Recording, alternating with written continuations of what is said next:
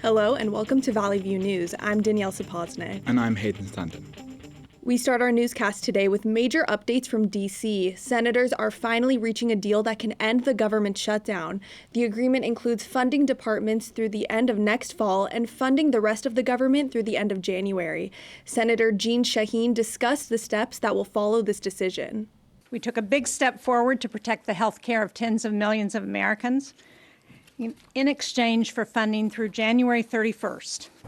This agreement will give Democrats control of the Senate floor for a vote on one of our top legislative priorities. Democrats collaborated with Republicans for the 60 votes required to clear the Senate. The Trump administration is ordering states to cancel any appropriated funds to supplement SNAP this month. The U.S. Department of Agriculture says states must continue to reduce the benefits they are sending by 35%, complying to orders from the Trump administration as of last week. Senator Mark Kelly expressed his concerns about the American people. Trump doesn't want people to have health care. Now he doesn't want people to have food. And he's pitting little kids without food on people, who are going to have skyrocketing health care rates. The unpredictability of the SNAP program is leaving 42 million Americans vulnerable until disbursements resume.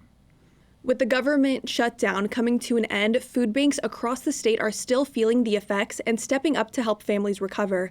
Our Simone Warren shows us how communities are navigating through this uncertain time.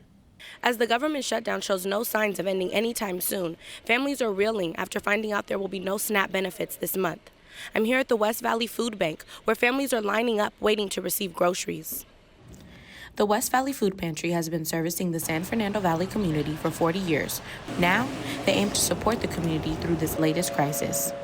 There's actually been quite a few people who have come through and are worried because they're already at a SNAP for the month. It's the end of October, and they know they're not getting refueled. So yeah, people are coming in here desperate, asking for extra food, asking if they can come more times. Unfortunately, we got to spread it out and make it equitable. Out of the hundreds of cars that came to the food bank, nobody was willing to speak about the current situation.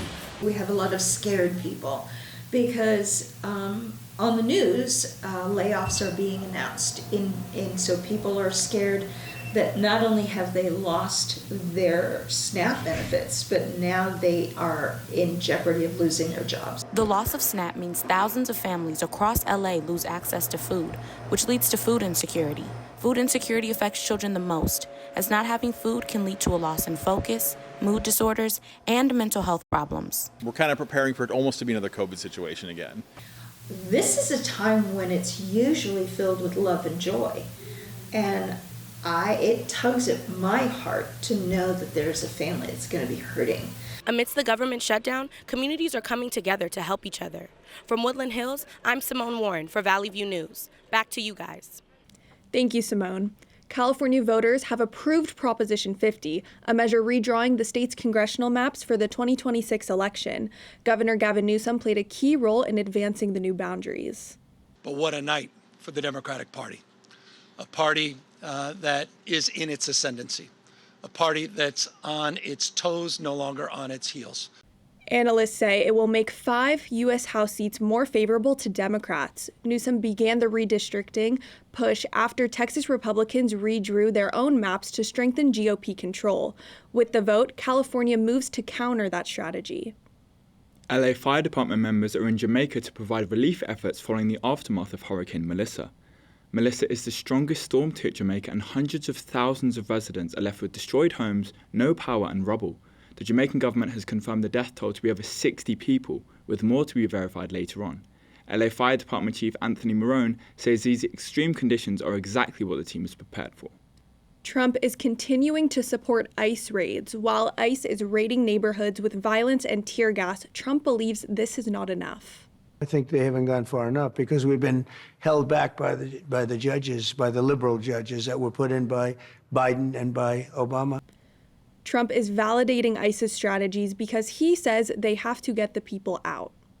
Governor Newsom is speaking out against the Trump administration's plan to deploy the National Guard for civil unrest. He says using the military against Americans is unacceptable. It's not complicated. You cannot use the United States military for domestic law enforcement.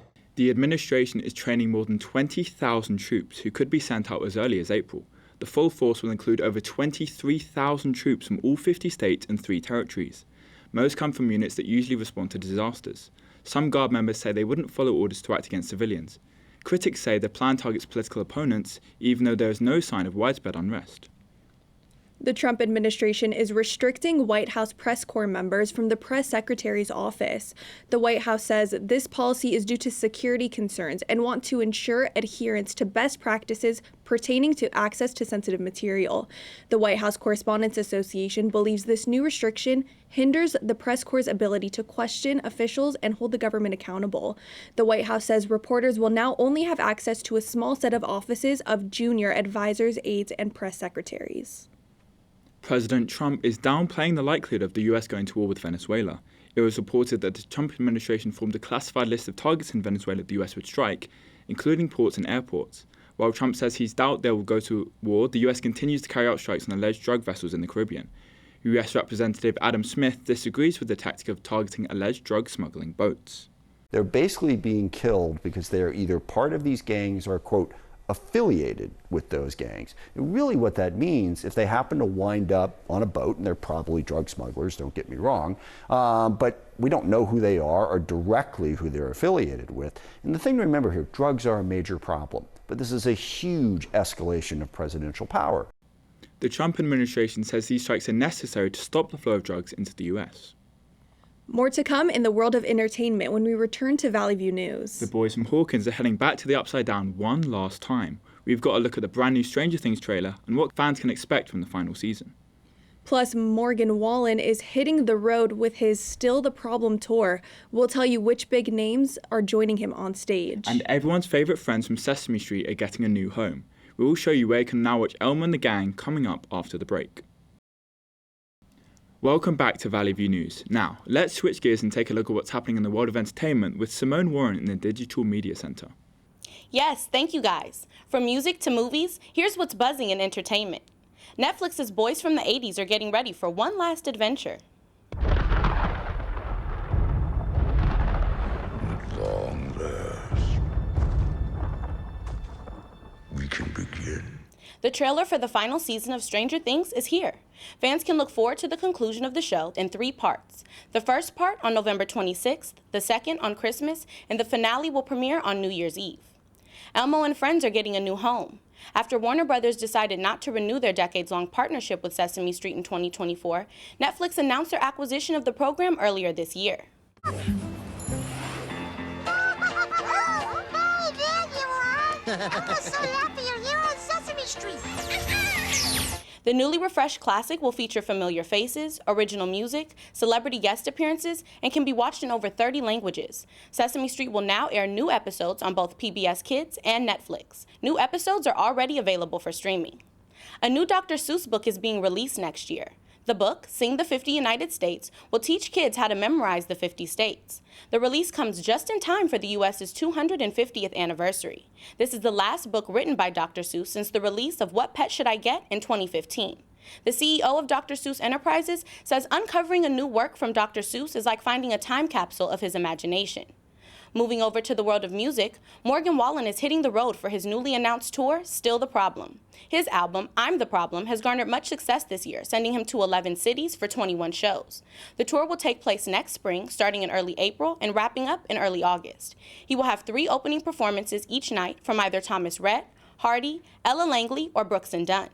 Speaking of tours, Kelly Clarkson is set to complete the rest of her Vegas residency next year. The pop star had to postpone the remainder of the shows after her ex-husband, Brandon Blackstock, died following a 3-year battle with cancer.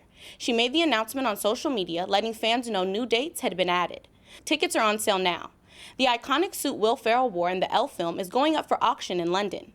The green and yellow full-body suit, the hat, and the matching tunic are expected to sell for nearly $300,000. Tags inside the clothes and on the belt have Mr. Pharrell written on them.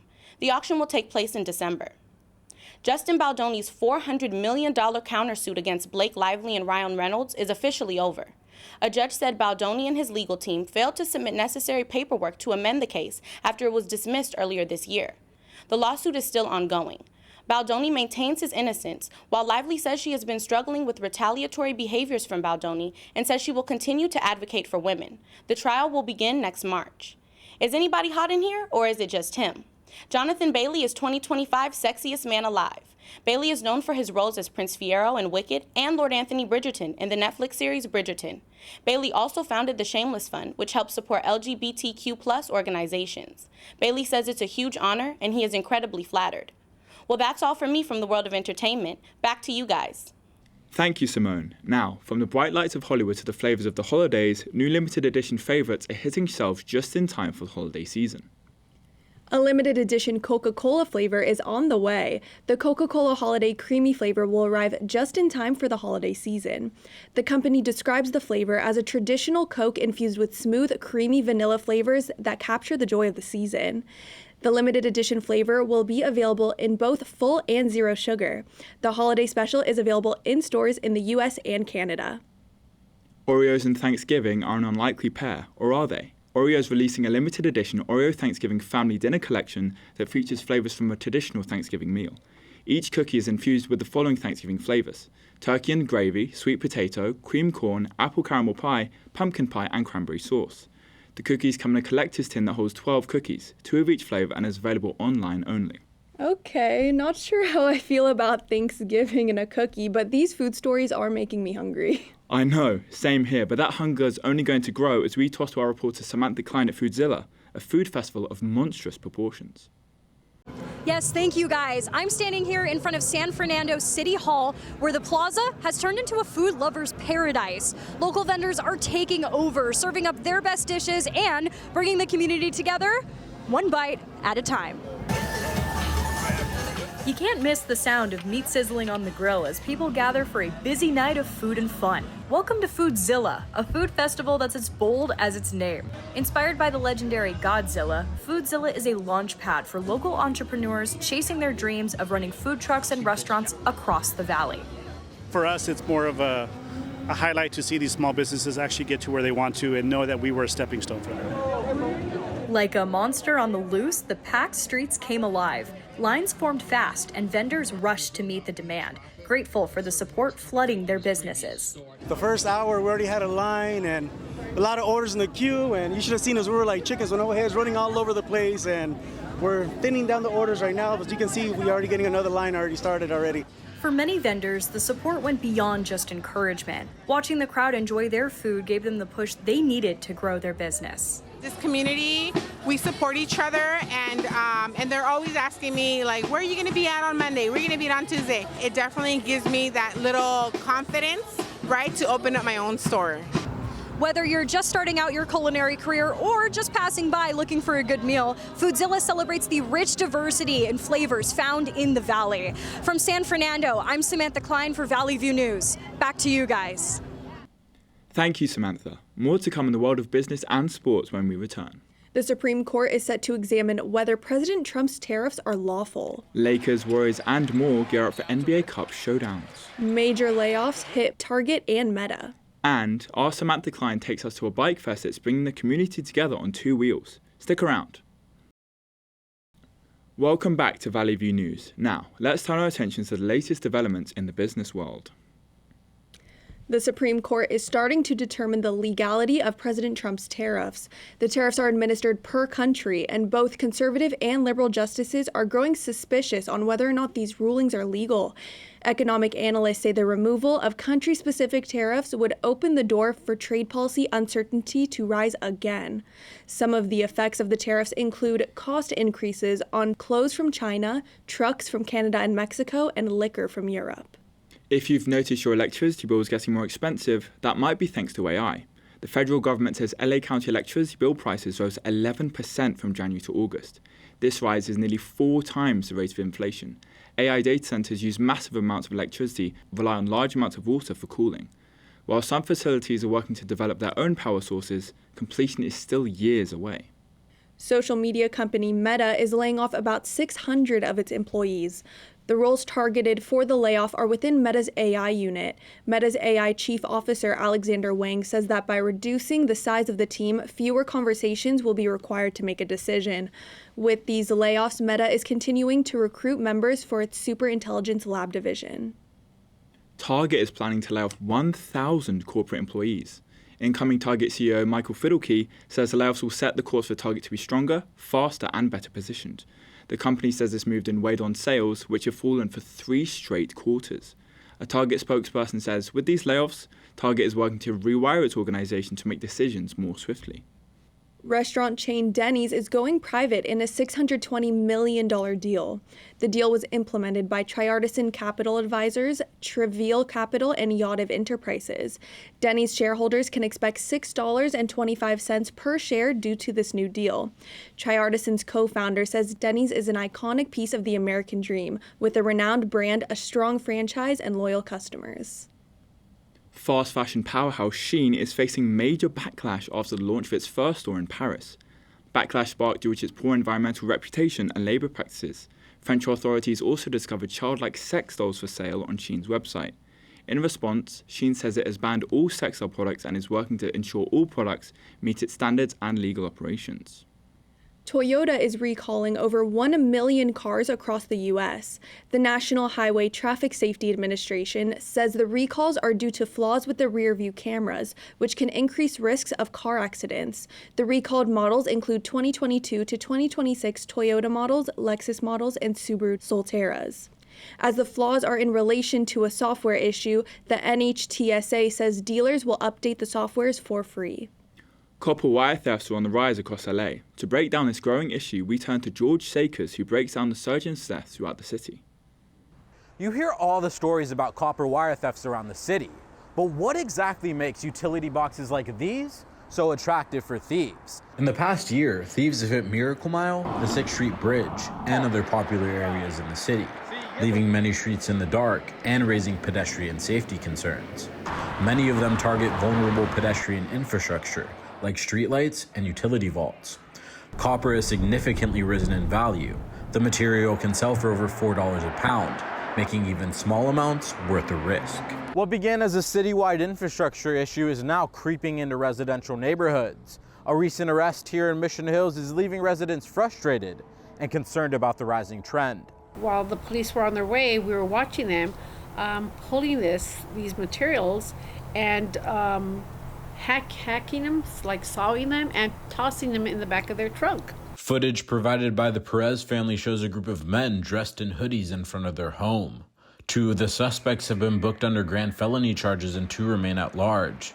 In response to the alarming rise in thefts, city leaders are making the issue a top priority. We continue to deploy additional money behind overtime for repair. It's very frustrating, and sadly, it's not just in my district. Governor Gavin Newsom recently signed AB 476 into law. The bill enforces stricter guidelines for copper resellers, many of whom unknowingly buy stolen wire. They're now required to keep detailed records of sellers, including multiple forms of ID and verification. While it's too early to tell what impact AB 476 will have on thieves, city officials hope it will keep them away long enough to turn the lights back on. From Van Nuys City Hall, I'm George Sakers for Valley View News. Thank you, George. Now, let's head to Alfonso Vargas for the latest updates in the world of sports. Thank you, Daniel and Hayden. In the world of basketball, NBA Cup action is underway. The Los Angeles Lakers look to keep the winning momentum alive heading into the NBA Cup. They will clash with the New Orleans Pelicans. The San Antonio Spurs, led by Victor Wembanyama, will face Steph Curry and the Golden State Warriors. The Sacramento Kings will compete against the Minnesota Timberwolves. Both teams have had an underwhelming start to the season as they look to kick it into gear. The same can be said for the LA Clippers and the Dallas Mavericks. Both teams will look to start their NBA campaign strong.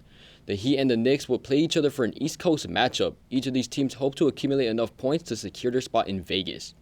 Moving on to football, we are more than halfway through the NFL season. The Seahawks and the Rams will face off. They battle over the top spot of the NFC West. Justin Herbert and the Chargers are heading to Sunshine State to play Trevor Lawrence and the Jaguars. The 49ers and the Cardinals will play each other for a divisional matchup. The Commanders will be without starting quarterback Jaden Daniels as they travel to Madrid to face the Dolphins in this week's international game. Jalen Hurts and the Eagles will host Jared Goff and the Lions for Sunday Night Football. Dallas Cowboy fans are mourning the death of defensive end Marshawn Lynch.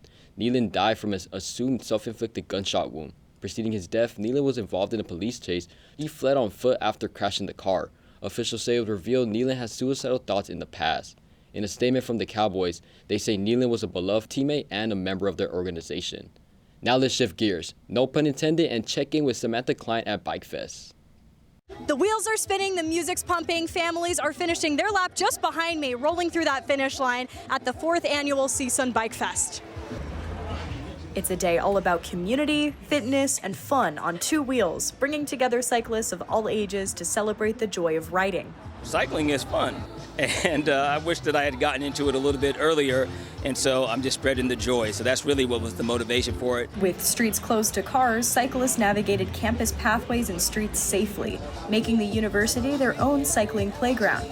So we feel really safe, and it's really fun to be in a group together, and the kids were having so much fun. And that joy of cycling isn't limited to adults. For some young riders, events like this are where their biking journey begins. The place I learned to bike was here at CSUN, and so I enjoy riding my bike with my dad and riding from our house to come here to CSUN.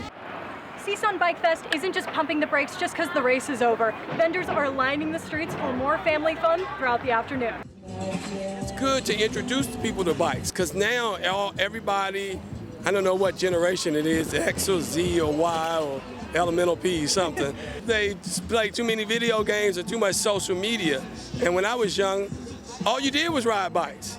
CSUN's Bike Fest reminds us that the best way to keep things moving forward is to keep it rolling.